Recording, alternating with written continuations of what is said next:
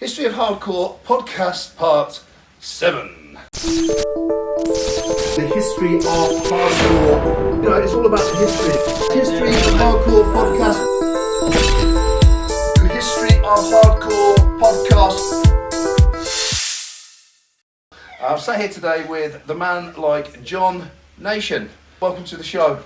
Welcome, Alex. Pleasure to be in Stoke. Up the villa? Yeah, fellow villain. Up the villa? We're not going to a full hippie-IO right now. We'll save that for the end. Yeah. It's nice to have you in, mate. A pleasure, honestly.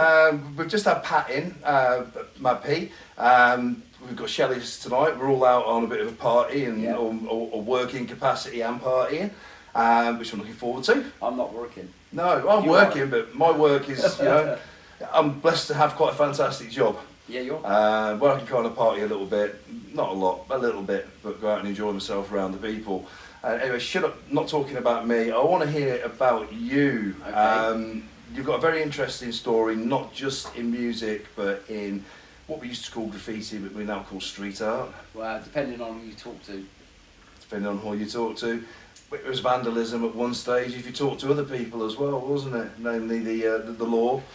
Yep, correct. I'm thinking what they'd have called it. So tell me a bit about your start. Where you from?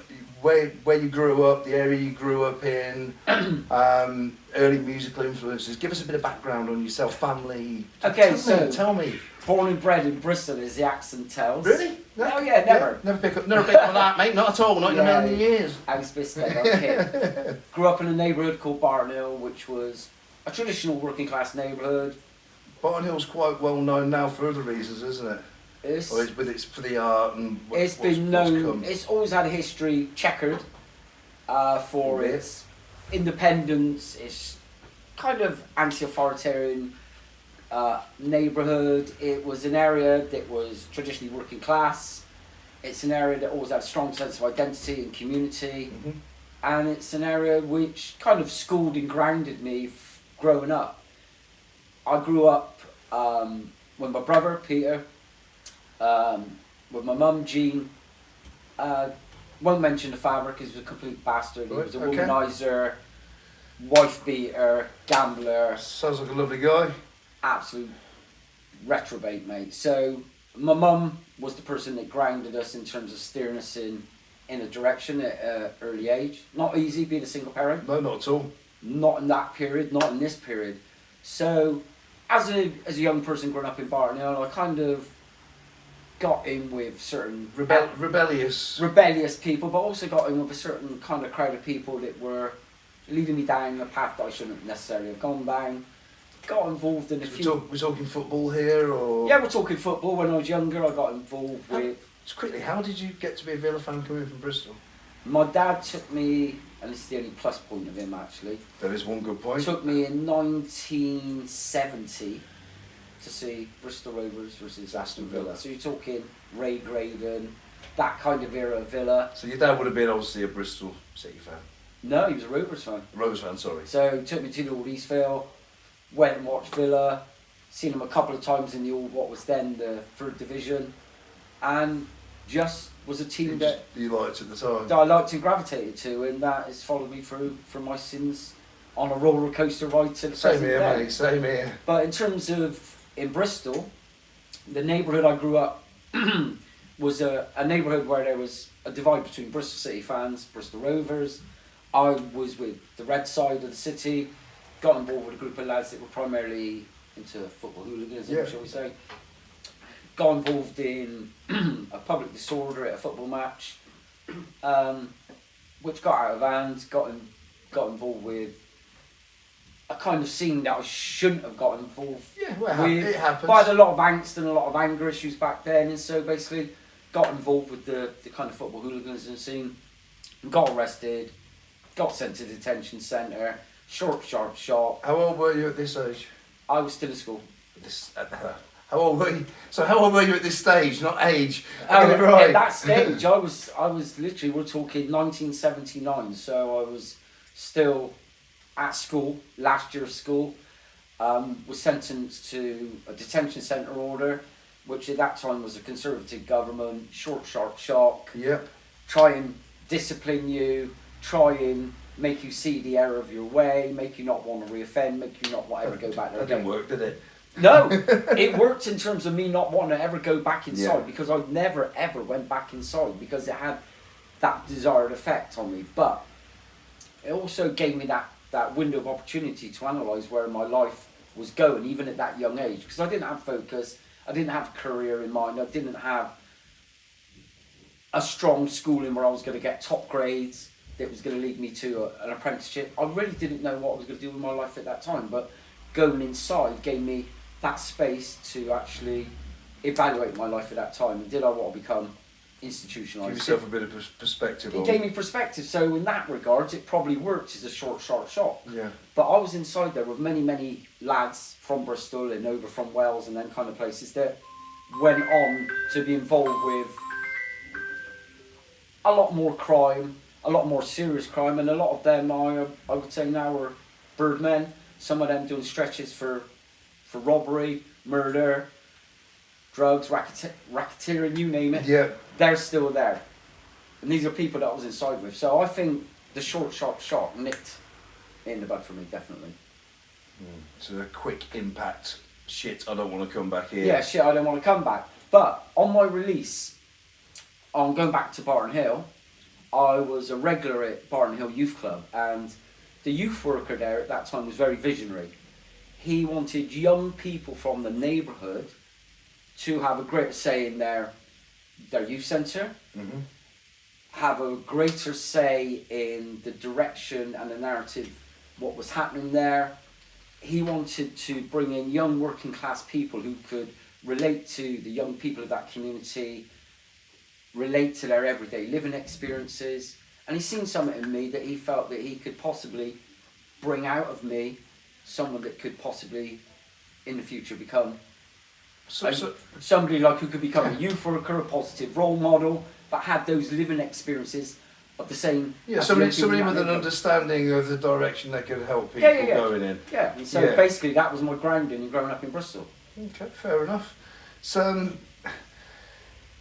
a complete different world, I think, now to back then. I think society, especially with the younger generations, lacking that unity and that bit of camaraderie that you used to have, that support. I think things are pretty broken. I think for me, and I am political, and I think since the Conservative government were elected in 2010, they have absolutely destroyed communities. They've destroyed youth centre provision. I look at gang culture in this country, and I think it's pretty horrific. We're screwed.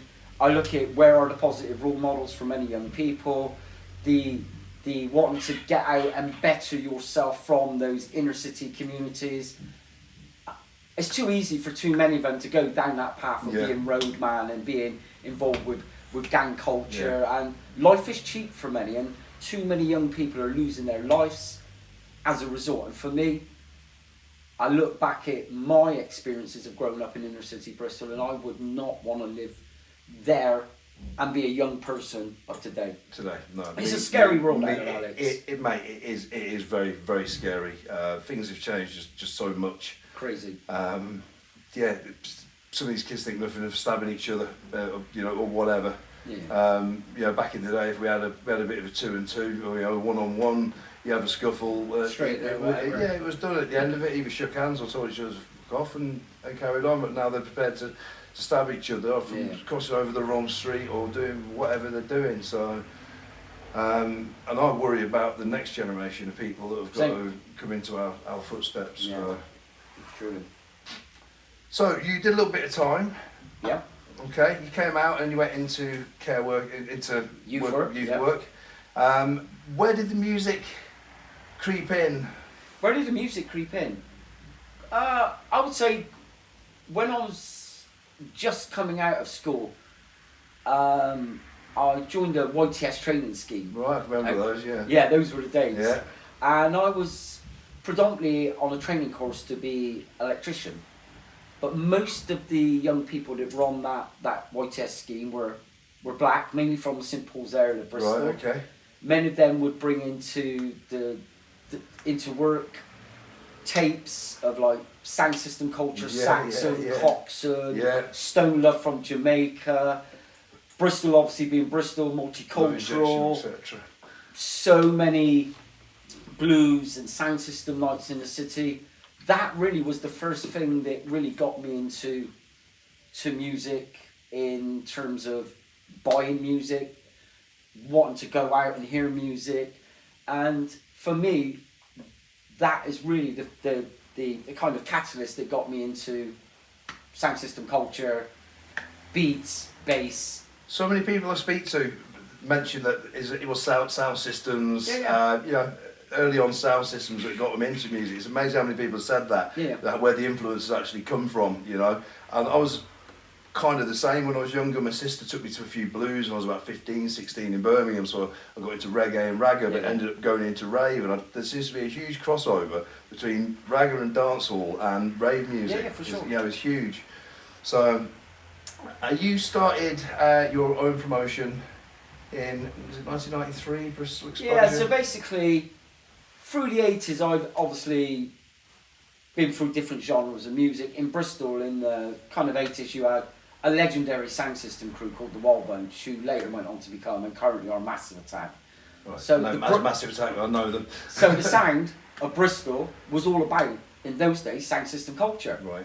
And the roots of the, in brackets, the Bristol sound, that trip-hop melodic sound, was really through the roots of that band. And kind of late 80s, I got into the acid house scene. Yeah.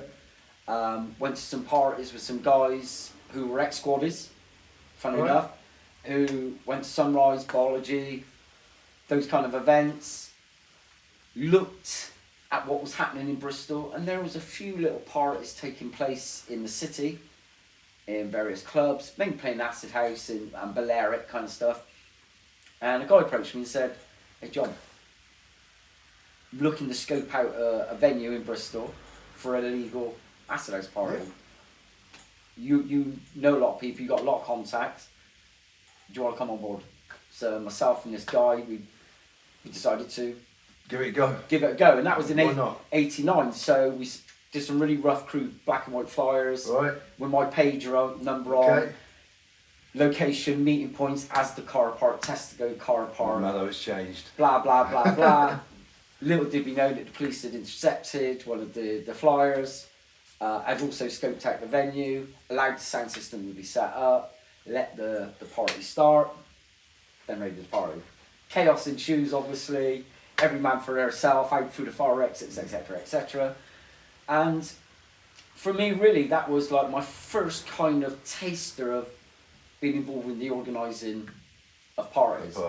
And so, come 1990, I went to my first proper legal party, which was Perception.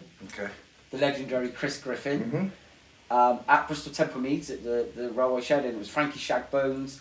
It was our mate Dennis the Menace from BBC Groove. It was Fabio Groove Rider, Roy the Captain, LSD, plus others from Bristol who were on the kind of cuff of doing things in the city, and that really cemented my love for the party of the 90s. And from that kind of party, then people were saying we should be travelling from Bristol to more and more parties.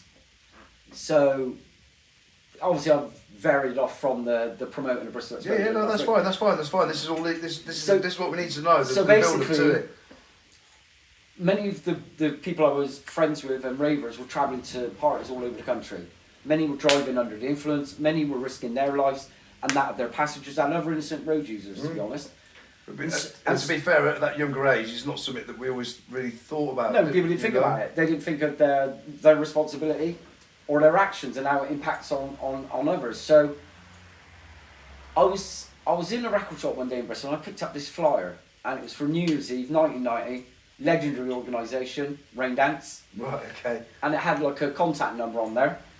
So I phoned the Rain Dance office and said, "Hi, my name's John, I'm from Bristol, looking to inquire about ticket availability, and I see on your flyer there's no ticket agents for Bristol South West." Right. And the guy who answered the phone, which I now know to be Ray Spence. Right. Rest in peace, Ray. And basically, he said, "Is there a rave scene in Bristol?" And I'm like, "Are you fucking kidding? Is there a rave scene in Bristol? What? Because we're like seen as like country out of the way, yeah, out of the way, yeah, these yeah. country bumpkins down in the West Country. No, mate, there's a fucking Chewing on pieces huge, of grass. huge fucking scene developing in Bristol. So, what I did is I said to him, look, I can guarantee you 50 to 60 ravers if I can get a coach company to bring us to the party. What are you saying? So he said, right, what I can do is I'll give you on trust, on merit, a book of tickets. Don't screw us over. So I dealt with Kaz in the office, but also Paul Nelson, Slipmatt's brother. Okay, yeah, that's right, he was, yeah. And I ran a coach to my first ever all-nighter from Bristol, New Year's Eve 1990, Newmarket, Cambridgeshire, and I didn't look back. From there, that literally was the catalyst for me to start selling tickets. I can remember seeing your name on Running every coaches, flyer, John Nation. Flyering for everybody, and I mean everybody. You were. And so, going to those parties on a regular, all over the UK, you know, all the big ones, Fantasia, Universe, Dreamscape, Amnesia, going to club nights regularly, running coaches. In essence, you're kind of a promoter. Do you know what I mean? Doing that. So before you come into Bristol Exposure, you're already doing it. I was promoting other people's dances. Yeah. And my reputation was growing as someone that was in the know. And trustworthy. Never mugged anybody off. Back then, there was a lot of promoters you couldn't even mug off because it'd be worth more than your life. Yeah, of course. Because there were some shady bastards in the scene was. back then.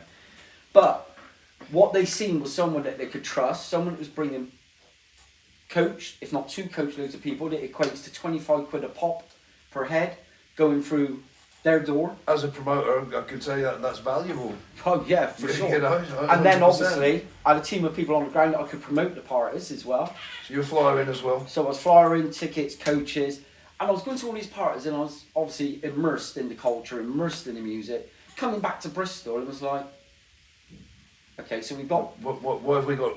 Now we need to be doing this? We've got club nights in Bristol and we've had rave nights in Bristol and we've got the beginnings of the early drum and bass sound of Bristol and club nights happening, but no one's really representing the diverse multi-genre rave events that were coming through and growing bigger and bigger. So back then, I was friends with DJ Bungie, Ivor the Skyver. Ivor, how you doing? Who also was the best man at mine and Cass' wedding. Yep. So we go way back before the rave scene and 80s hip hop Bristol, etc., because that's his roots. He's a top guy, Ivor, as well, isn't he? Again, one of the nicest guys you've met. Yeah, along with Joe Peng as well. And Joe, obviously. So the dynamic. Of course, was it Double Trouble, Pinky and Perky. And so Bunge was also going to raves back then as well, and I just approached him and another guy called Simon, who was one of the guys coming on my coach, Simon Marks, and we said we should put our own parties in Bristol. We know them. It makes sense. We know venue owners. We know Bristol DJs. You've got the skills to promote and the know-how. I've already done 3 years of promoting and networking. I'm also now being backstage at a lot of the raves, so I'm actually getting to meet a lot of DJs, a lot of people, a lot of MCs.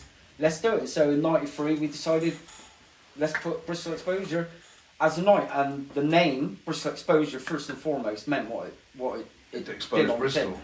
We had such a wealth of DJs in Bristol back then. Obviously, there's a huge list of I can't name them all. I started writing a few down yesterday, and I wrote down that many. I thought, fuck it, I can't even go through the list. There's too many. So props to all the Bristol, as you can see, you know. Yeah, props to all the Bristol DJs, all the MCs. Yeah, big up the Bristol crew, all the producers, because as a hub for music creativity, it's very multicultural, multi-genre. And there's still many people that were back prevalent in the 90s that were making music. And I'll just name one, for example, like DJ Dye, who was part of Sub Love. Yeah. Back in the 90s, played Universal. Full Cycle and all the rest of it. Then went into producing, obviously, with Full Cycle, was part of Represent. We could go on for hours here, couldn't we, mate? Go on for hours, and right to the present day now is part of Watch the Ride. Yeah. Collective with Randall O'Neill, aka DJ Randall, who lives in Bristol. You'll see them at Boomtown, you'll see them everywhere. They're absolutely smashing it. Yeah, I know but his longevity as a producer just shows for me how serious and entrenched he was as a producer and a DJ. And there are many like him in Bristol, you know, both rave, house, tech house, drum and bass, jungle, whatever. And so Bristol Exposure, we decided to showcase the best of Bristol talent, but also raise up and coming Bristol talent, use it as a mixture of our parties to showcase the next generation. A breeding ground of the next generation. But also mix it with the more established names that we're going to pull the and names in people from out of town as well. But when we first started parties, our ethos was, as long as we break even, we deliver what we promise on the flyer. We don't expect anybody to be part of our losses if we haven't promoted the parties. You know, you're in the game for a lot longer than I ever have been, and there's no guaranteed certainties. You can some days make a few quid, other days you can use the shirt off your back, mate. Yeah, of course you can. But you've got to be you've got to be honourable, you've got to be integrable, and you've got to be able to pay regardless, because you need those people's services again. Everybody from the flyer printer, production, sound, engineers, the performers, the MCs, the DJs. Yeah. And so we built a good, solid reputation. And many people then started phoning us for bookings. It's not like, we won't phone you, they phoned us. Yeah. And all of a sudden, because we kind of built and nurtured a little name for ourselves as being, a bunch of good guys, to be honest. We ain't got our heads up our ass, to be honest. No, that you certainly haven't, mate. You're as down to earth as they come. A lot of people liked us, and still do, I think, to be honest. And so we built it to a level where we were starting to get looked at by other promoters who then wanted to kind of bring me in and curate arenas for them, which also was a good vehicle for us to kind of promote the name. Well, you did hosted tents and arenas for Dreamscape, Universe, Tribal Gathering. So probably a lot more than that as well. So basically, I was approached by Paul Shurry. Rest in peace again. In peace, Paul. Which for me, this is so tragic. Yeah. When you keep mentioning all these legendary, iconic figures who were seminal in shaping UK rave culture, no longer with us. It's crazy. The amount of people over the last few podcasts where we've just had to sit here and say, after mentioning somebody, rest in peace. And it's like. And I feel lucky and blessed to still be here. Yeah, of course. Looking back at how many people are seen as lost. Yeah. And so I was approached by Paul Shurry from Universe. Yeah. Rest his soul. And he said, John, look, I think you've got your finger on the pulse. I've watched how you've nurtured and grew Bristol Exposure. I want someone that can represent the hardcore scene of now and the jungle and drum and bass scene. This is the budget. I'll leave the lineup to yourself. I trust your judgment. I trust your contacts, and I just want you to create a vibe and an atmosphere that is the ethos of what Universe was about. Something unique. Something unique. So I did Tribal Gathering, I did Big Love, and from there you got people then like obviously Dreamscape. So Shep to Mallet, Post Murray, again absolutely legendary. Again R.I.P. So after, this is getting in. So after Murray, obviously Dreamscape then relocated, did the Bath and West Showground, and obviously Mike and Grant, Slamming Vinyl, Steve Foster. Again, Bristol Exposure, Southwest. I'm still doing ticketing. I'm still doing coaches. I've got the Flyer Network. They knew, not that they needed me 100%, but I would facilitate a lot of people from the Bristol Southwest area going to that event. And so I had control of the drum and bass arena, but Exposure was also multi-genre at a lot of our events. And so to be given drum and bass arenas, and obviously we were putting on people like Andy C and everybody else before the days of him blowing up and selling out U2, Ronnie Size, a good mixture of Bristol, Southwest again. And kind of, I was just doing arenas, but also then, because I was having a stage managed many of them arenas, then Lanky Dave Pratley, I love Dave, at Helter obviously, approached me and said, John, how about you managing the drum and bass arena, not the lineup, but I need a stage manager who's going to know all the blaggers, who's going to know who's who, know who's going to be the ones that are on those that are going to come in and try to blag. You've got a good manner about you, so people are always going to be naturally warm to you. There's not going to be that confrontation element of, like in your face. And so, I managed some stages at different parties as well, and Naz at Shepton Mallet, and I just look back now and think I was involved with a lot of really good parties, either as Bristol Exposure or being on the fringes of stage managing and that, and people actually had, I think, a lot of respect for me because definitely I was on the level. Yeah, 100%, and I wasn't driven mate. by money either. In this industry, it was too many people. It was all about the money. For me and Bunch, when we started Exposure, we didn't even think about the money. We just thought about putting on a great party. Yeah. Because that's what we want to do. Put on a great party. Our friends could come. Unless you've got that passion, it isn't going to be successful. And obviously, the passion that you put into it made it become successful. It kind of grew organically, didn't it? It grew organically, and it had to come to an end at some point, like all good things. And it was word of mouth back then. We didn't have the internet. No, there was, you wasn't even really so much the mobile thing. Totally. We kind of got disillusioned with the scene and the way the music was going and veering off in different angles. And a lot of the people that was our first generation of crowd had grown out of the scene and gone. So what sort of year are we talking here? Late sort of night. So mid 97, 98. I think we did our last Bristol Exposure party around 2004, and that was it. Shepton Mallet, Naz, which again was a huge extreme sports festival that was organised by Tony Delahaye, who was Murray's production engineer and all the Dreamscapes. Got the licences for the Bath in West, so obviously he had a foothold in with the Bath in West people.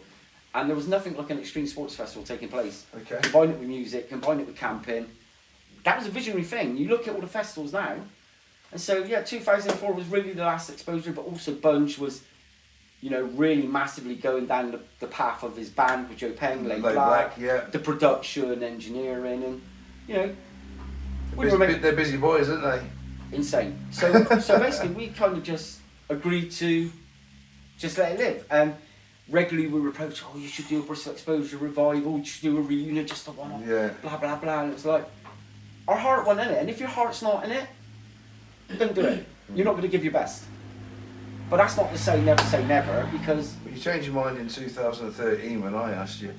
Correct. And so, you approached us, obviously we were friends back then, it was like, okay, Motion, the name Fantasia. It made sense, didn't it? It made sense. Your reputation of putting on a great party along with Stace. Thank you, sir. They say there's no party like an Alex and Stacey party. They say that. They say that, but they would say it if it wasn't true, Alex, I appreciate that, But I'm mate. not blowing smoke up your ass. No, I don't want smoke blowing up my ass. I'm not into the kinky stuff. I'm not at work anyway. But like I said, when you approached this, it was like, we didn't even have to think or and that. No, we just came on board, and...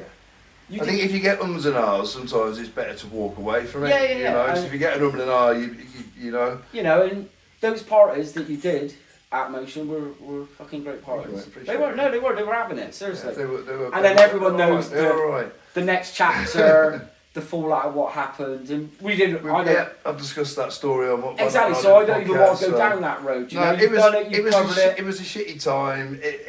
As in sheepy shitty time. Shitty time, yeah, mate.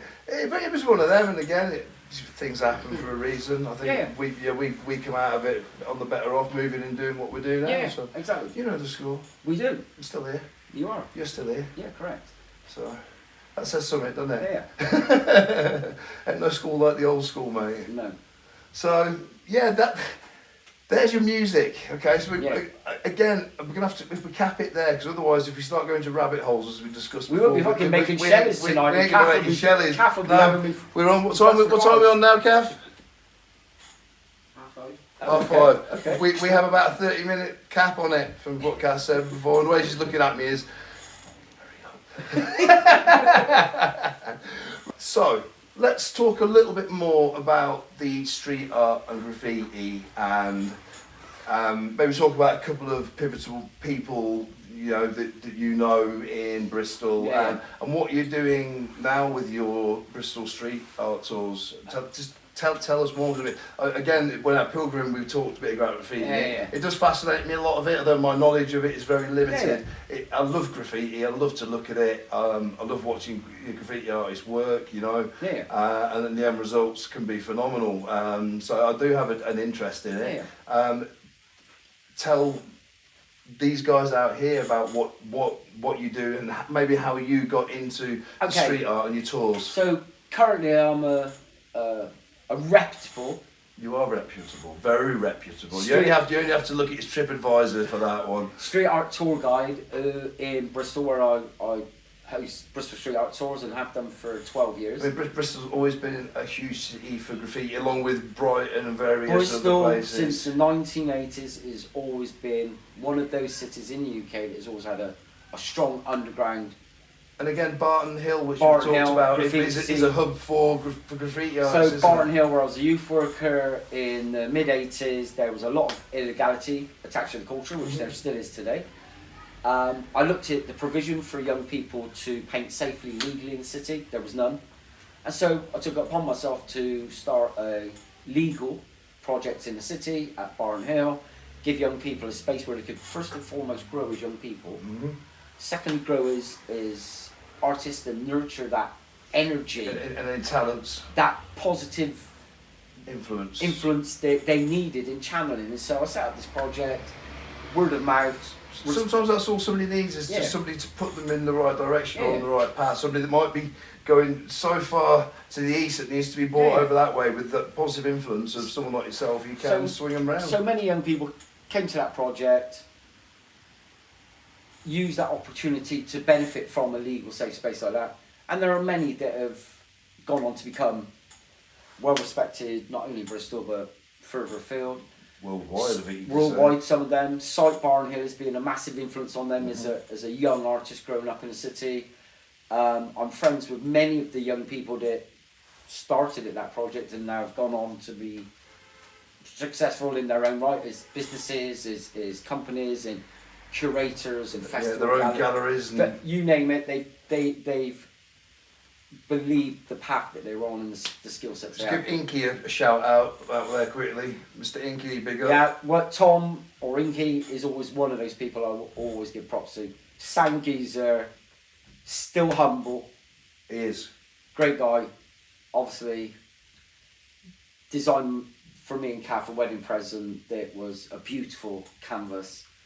It sits firmly in place, pride of place on our wall in our front room, along with many other artists' prints. It could be a fucking gallery. Yeah, so you could probably turn Absolutely your ridiculous. house into a gallery, But- mate. You never know. From the roots of the graffiti thing that I did, obviously, I built a reputation for my passion for the culture, for being someone that gained information and confidence and respected those confidences, wasn't ever going to sell out young people, found myself immersed deep within the culture. And so once you build that reputation in your city, that reputation then starts spreading. And so during my journey in graffiti culture, I obviously met a lot of established artists in the UK and then internationally. And Obviously, music and graffiti, so for example, Cliff Goldie, met him back in '85 in Heathtown, Wolverhampton. Lovely heater. Pleasure. And then subsequent years, obviously, at various exhibitions that he was involved with. And then you bring it full cycle, and then you start seeing him emerge out of that culture. He was already a b-boy and a breakdancer, so you see him emerge in the early roots of drum and bass. And then metalheads Metalheads, Blue Note, Yeah. it all explodes. And then at Tribal Gathering, when I was the booking agent for Universe for the drum and bass marquee, who was I going to book when they said we want a live act to represent cutting edge drum and bass? No brainer for me. Goldie, Metalheads, Inner City Life, still one of my favourite tracks of all time. Amazing tune. And when it was performed at the Commonwealth Games by Goldie and Beverly Knight, absolutely cemented for me what an iconic tune and representation of a generation. Just when you listen to that just the intro of it alone, it just Strings. pulls you in, doesn't it? Yeah, it does. So for me, meeting people like him and then obviously working with people like Inky in Bristol and many other artists, that kind of nurtured the reputation of Barton Hill, then Bristol. And then in the 90s, the next generation were ready to go. Yeah. So the first generation, the vanguard, were, the ones that sowed the seeds, cemented Bristol's reputation. But then it needed continuing. Projecting. And then out of the shadows come arguably the most widely known artist of many generations. That's Banksy. He's like Marmite for many, many people. People who love him or hate him. Many graph writers hate him. He's just a stencilist. art bag, etc., Yeah. etc. But there's no denying that as an artist, the impact he's had globally, Huge. Doesn't matter how he's done it. he's done it by reputation, he's done it by the anonymity factor, still is a massive intrigue to many. Come into that, John. Are you Banksy? I'm sorry, Alex, I can't either deny or confirm that. Many people think I genuinely You get am. asked that quite often, don't you? Oh my God, when I conduct my public tours, especially when international visitors come to the city, many of them are like, I've read up a lot about you and Oh, so you are Banksy? you might be, are you Banksy? It's like, if I'm Banksy, would I be leading a public street art tour where my face is visible? Would I be doing a podcast here where people are watching? Who knows? Who knows? But that's the whole Who thing knows? with the mystique Yeah, of the of course whole it is, Banksy story. mate. Yeah. Is But it Stig? You know, is it? What? Yeah. Is it this person? Is it that person? Is it Neil Buchanan from Art Attack? That's the wackiest one I've heard. But for me, a lot of people diss him. But what he's done is open up a lot of doors for a lot of people. Yeah. He's also opened the eyes of many, many people Yeah. around the world who But would have never his work's engaged. protected on. You see his work protected on the walls, don't you? Plastics. Even the council's put in plastic sheeting over it to protect it. Whereas Yeah. back in the day, it'd have been scrubbed Yeah, off. there are many people who now engage and view art totally differently from they would. Their only, crazy, it's only crazy, isn't experience it? would have been via possibly a gallery. Street art, People now stop to look at it rather than going, oh People God, stop- that yeah, ugly people eyesore. stop It's to like, look at it. wow. he's enabled many, many people to come through successfully and earn a living through their creativity and their How many art. people back in the day had talents that were repressed because they weren't allowed to actually Loads. go forth and do them? So Loads. there's a lot of people that might end up angry or ended up in trouble. You ended up again like you say, you were going down the wrong path. Yeah, yeah. You know, because maybe that was their thing that they were repressed. They weren't allowed to do Many, it. many of the young artists I worked with in the 80s were disaffected youth. Many of them had been dismissed as their life was going to amount to nothing because they weren't academic, but artistically expressive.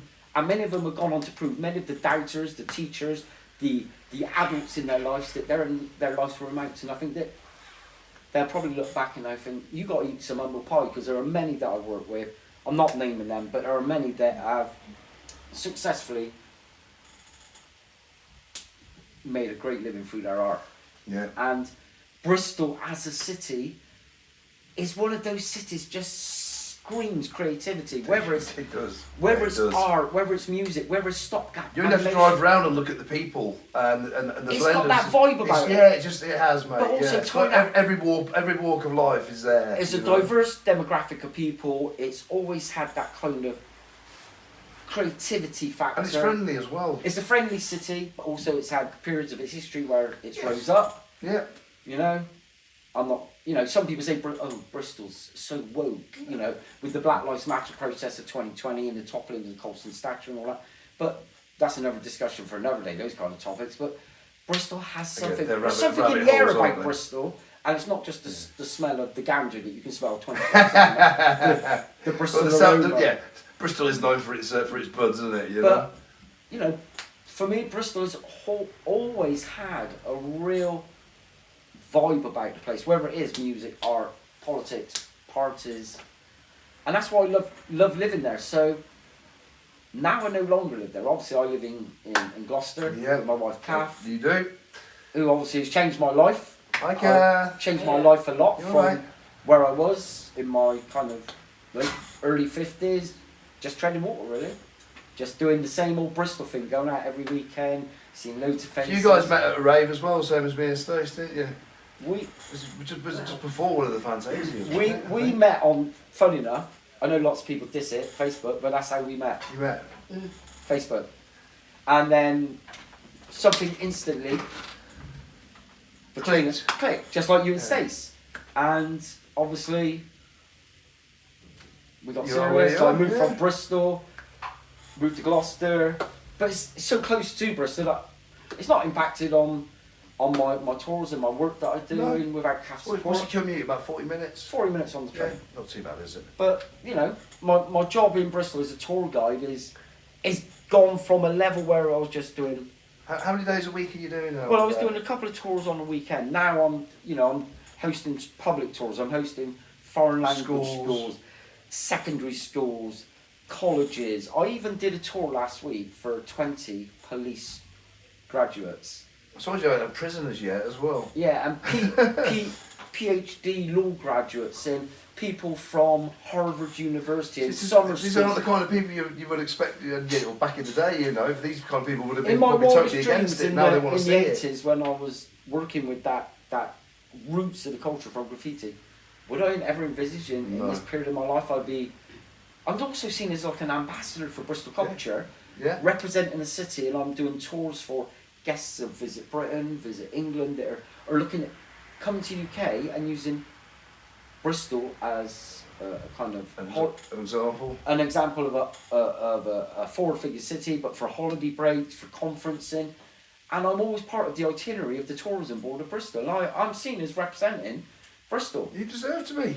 But it kind of sometimes it overwhelms me to think I'm just this normal working class guy, come from little scrape nowhere. from Barton Hill, who now is seen as like Mr. Bristol, and the fact that it's humbling. My face was used on advertising billboards at Bristol Airport. I've seen you on television. Yeah, but that's a separate thing. I've done so many films, I believe, films, as well. Documentaries, broadcasts, podcasts.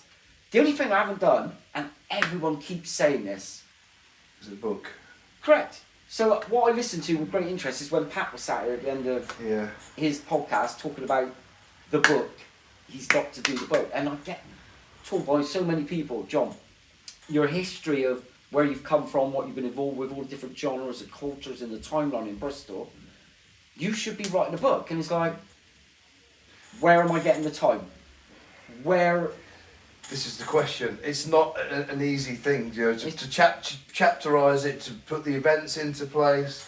Even if you've got a ghostwriter, it's still hours of just trying to think, and you can never think of all the things that you want to think. No. And then I've had people approach me to ghostwrite, but when the time is right, the time is right. Then you'll do it. But currently, you don't feel it's the right time for you. I don't, but I also realise that it might, because I'm 61 now, so it's like, am I going to be the Peter Pan of the rave world and graffiti and street art culture for much longer?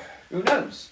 But I know I've got a story to tell, and there are people, a lot of people say, and it's a good interesting story. It's not as deep and dark as people like this is why I wanted you here today, because I believe that you have got a story that needs hearing, and I do not realise how important and pivotal people like yourself have been in the scene in both music and art, because you kind of, as part of a machine, you have cogs and wheels that keep it turning, and without certain parts of those wheels or certain cogs, those wheels don't keep turning. So there are still loads of people that I think back from the kind of 90s rave scene. Like I started it's like I started working for Errol, for Kinetic, then for London, the Flying Squad, Oracle Promotions, Ralph, Cammy and Sarah down South Coast Connections. Even did a bit for old Mr. Terry Turbo, aka Mr. Terry Stowe. Nice and easy. Free and easy. That's the one. But But from there I was also then kind of working for companies like Sony and HMV and Jules by DJ, and then it's sort of the house scene came about. So I started doing then like Ministry of Sound, Greenfields, Homelands, Slinky, and all these kind of organisations. It's like, but there's a lot of people on the foot soldiers, I call them, that without on the streets, word of mouth, hyping it, but doing it polite and doing it right. There were certain elements when I first got into flying. I didn't. Joe Penn lyric there, doing it polite and doing it right. Yeah, of course. He stole my lyrics. Joe, you little thief. Always originate, never pirate, Joe. Okay. I joke, but there's a lot of people within the scene. Everything, like I said, graphic designers, the flyer designers, the foot soldiers, the people, everything, the decor people, the whole fabric of this scene. There are many people that will never get their dues and never get their props, you know. And the people that you don't always see. I mean, you've always been visible, and people know who you are. To a degree, so a lot of people do know me, and I could randomly go to the Shellers night tonight. Yeah. And some random will come up to say, "Who John Nation?" And I'm like, I ain't got a clue who they are. I ain't got Scooby. They might be friends on Facebook. They might see me on. Talk to them for 20 minutes to walk away, and you're TV. sure they were lovely, weren't they? Who were they? Yeah, well, I've seen me on some TV documentary or whatever, but I'm always polite. I'm always courteous to people. You are. I will always stop and speak to people. Sometimes it's not knowing when to cut it short. And Yeah. We've now come to agreement, me and Kath, when we're in Bristol at events, because obviously we know so many mutual friends and so many people. It's like, are we going to say cheerio to everybody in there? No, me and Stace just go. You You're can't. like, If you start saying bye, you've got to say bye to nearly everybody in the club. Leaving So that alone. everybody knows now that it's the same as yourselves. That even if it's our own night, if we've got legends on, and it finishes at 2:00, It's not we're out at 1:00. Backdoor shut. Everyone's prepaid before the event. Yeah. Everyone's got a job to pack up, Yeah, and everyone. As soon as it goes 1:00, everyone knows we've gone. I'll start getting messages going. You slipped off again, didn't you? Yeah, but sometimes you know It has to be done. It has to be done because you'll never get out of the venue. No, But you won't. You won't. I You think won't. the fact that people expect you to say cheerio to is because you're liked. You'd like to think that. You like to think that. It's nice to be nice. At least they're not hiding from you to try and avoid the You know, goodbyes. nice to be nice. That's, Yeah, of course that's it what is. Pat said earlier. Yeah, I think we've all got the same ethos, haven't we? Do you know what I mean? Which is be polite, treat people how you expect to be treated. Exactly, and so when sometimes people don't treat you like that, and it's been rare, but There's always occasions. there's been occasions, kind of in the 90s, where one or two promoters got their ass out with me, and I'm like, hold on a minute. I'm never like that with you, and I've never raised my voice or chatted in any way disrespectful to you or chat to you like I'm shit on your shoes. So don't be fucking coming that with me either. You know, I'm not. I'm only a short ass little geezer, Yeah. but you know, I know. At the end of the day, I know what is right and what is wrong. Yeah, of course and you I do, treat, of like I course you said, you treat people as you hope to find people treat you. So, a couple of incidents. I'm not going to name them, No. you know, because one of You them. don't need to, but you can. One of them's a bit naughty still, Right. well known. But you know, there was a time, and I'll just say the incident. So Dave Prattley for the crack, I was on his flyers, and he put me down under the name of Coaches Tickets.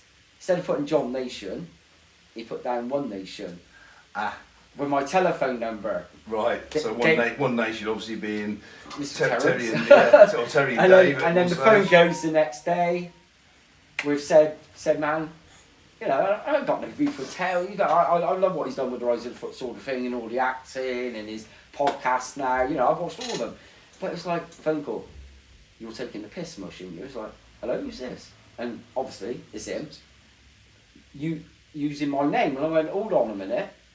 My real name, my surname is Nation. Yeah. Always has been. It's not a pseudonym or an alias or a made-up name. Yeah. It's Nation. And I said, I've always been on Flora since 91 as Coaches Tickets, John Nation. With Yeah. my mobile phone number, blah, blah, blah, blah. I said, this has been done for the crack by Dave. So if you got any issue with the flyer, Goes to Dave.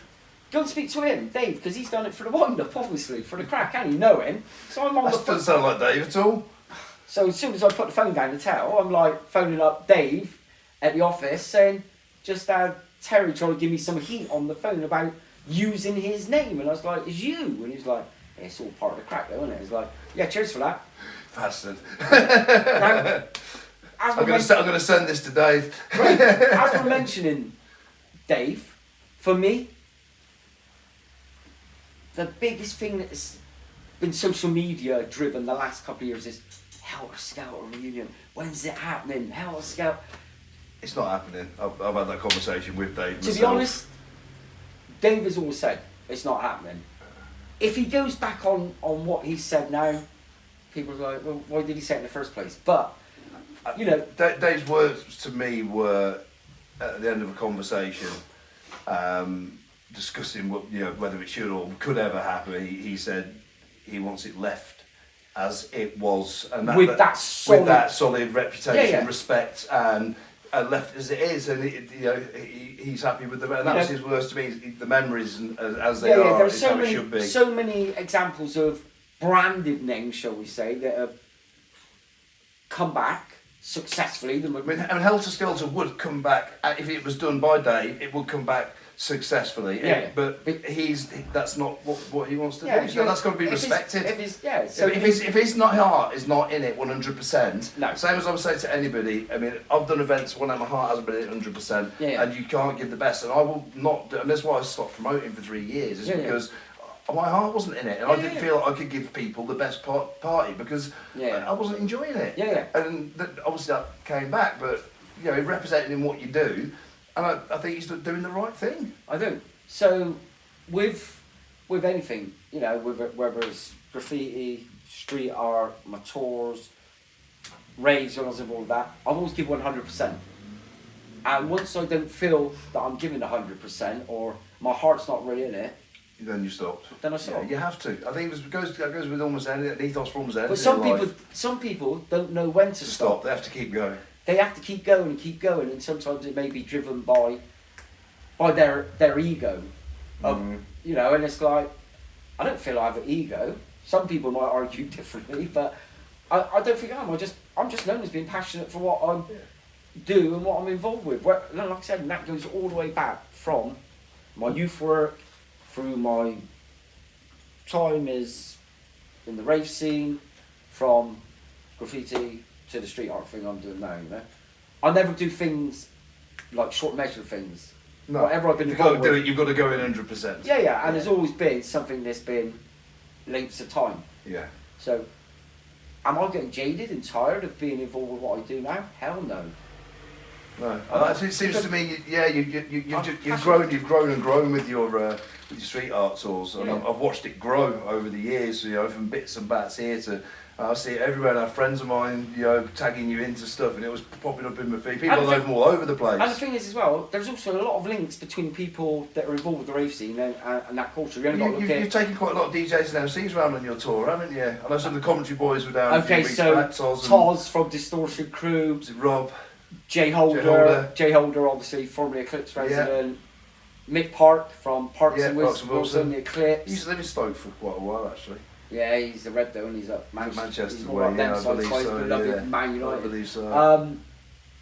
And then obviously you've got Pilgrim. Yeah. As a writer, Taz, obviously he's released his books as well. Doc Scott used to be a graffiti writer. Yeah, I believe so. And then obviously the biggest one that is always known for being the kind of artist and the musician is obviously Cliff Goldie. Yeah, Goldie. So he's got his own gallery as well, hasn't he now as well? Out in Thailand, yeah. And there's a lot of just shows the magnitude of there's a lot of artists from UK currently showcasing in Cliff's gallery. Right. And obviously when he comes back, one of the first cities he will always come back to is Bristol. He's set up a crew called the True Heads Crew. Right. Okay. I've heard of that. Yeah. So True Heads Crew is obviously the anniversary. True Metalheads, I guess. Yeah. And in that crew is Dibs. Dice of by any chance. A guy called Freedom, Fade, and Mr. Bingle, Linky. Right. So every time Cliff comes back to UK, whether he's DJing in Bristol or not, he will always come to Bristol for a paint. He loves Bristol. It's like a second home to him, really, and has been since the 80s. And a lot of that is to do with his friendship with Robert Delmaja, the lead vocalist of Bristol Band Massive Attack, right. who many believe is Banksy. Right, okay. I'll just throw that into more that I don't know. I love hearing these stories myself because a lot of people think I know all of this. I don't, and for me, it's filling a lot of voids for me from what I don't know of you.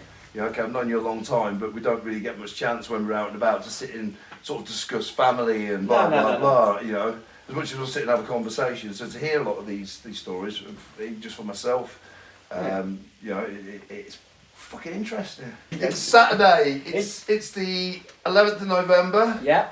Which is Shelley's tonight. You're up here to go out for the night. Yeah. So it's Shelley's Laser Dome. We've been talking for a while. I'm due on stage in about 3.5 hours, I think. Yeah. You need to go and get yourself ready. All the missus will need to do her bits. Yeah. And we've got a stage and dance floor that needs attending to in a few hours. And it's been a pleasure to talk, but mate, it's been an absolute delight to talk to you. But for me, the fact that even at 61, I'm still going out. Doesn't look a day over 60. To parties like this, and people's like, sometimes don't you feel like? Would you have thought it though, like back when you was like late teens, early 20s, that you would still be going out to raves at 61? we're quite choosy where we go. We go first and foremost where the music definitely's got appeal. Yep. Venue, atmosphere, vibes, and we go to the reputable events. Quite reputable. We haven't gone yet to Amnesia Reunion, it's just because it's clashed with different things. First old school event we went to last couple of years was Lomaz's TikTok Reunion. Obviously we've been to other events, went to King of the Beats in Bristol last week with Freestylers, Stand-Up Warriors, drum and bass events down again in Bristol. Because of the amount of promoters in Bristol, we could be on the guest list every night of the week if we want. It's insane. But we desperately wanted to come to the Shellis one. It's been one we've been meaning to come to. I went to Shellis back in the day, only once. Obviously, the location where it is tonight, Keele University. It's the first time we've been since you last did Fantasia there. What, 10 years? 10 years, I think it was 2013. And that left an impression with us that night, not only because of the party and the vibes, but the venue. Yeah, it's a wicked venue. It's a wicked venue, there's lots of space, lots of bits of places for us all to sit down. On which note, I was going to drop in that anybody watching this, it's my 30 years in the game event on the 1st of June at Keele University. And despite other promoters saying they've got the biggest old school lineup for 2024, I'm not sure. It's big. Old school politics. But I call it banter. Well, banter, yeah. Bants and bants, because at the end of the day, like I say, so you're going out tonight performing, I'm going out with Kath for a good night. I'm going out for a good night as well. Yeah, we're going out for a good night. I don't think you're having all the fun and I'm not having any. That's not happening. We're going to see people tonight, either performers or people, they're just everyday ravers. Yep. That and embrace it. Embrace it, you know, and whilst we still enjoy that embracing moments of nights like this, we're still going to do it. Same, you've got to. If it's in your blood. Yeah, it is. It's something it don't go away with you. Yeah. John, pleasure. Thank you very much, sir. You won't be doing that in 2 weeks' time because I'm having a by the way, how is the wrist? Fourth operation coming up. And he still nearly squashed my hand.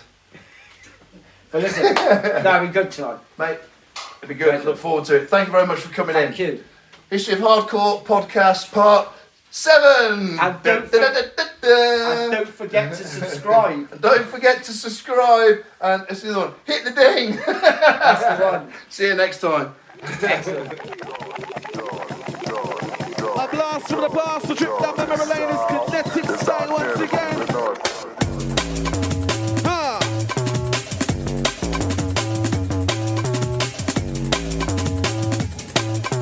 I say, Selassie, my favorite piece of the shop on this from the I-Fi.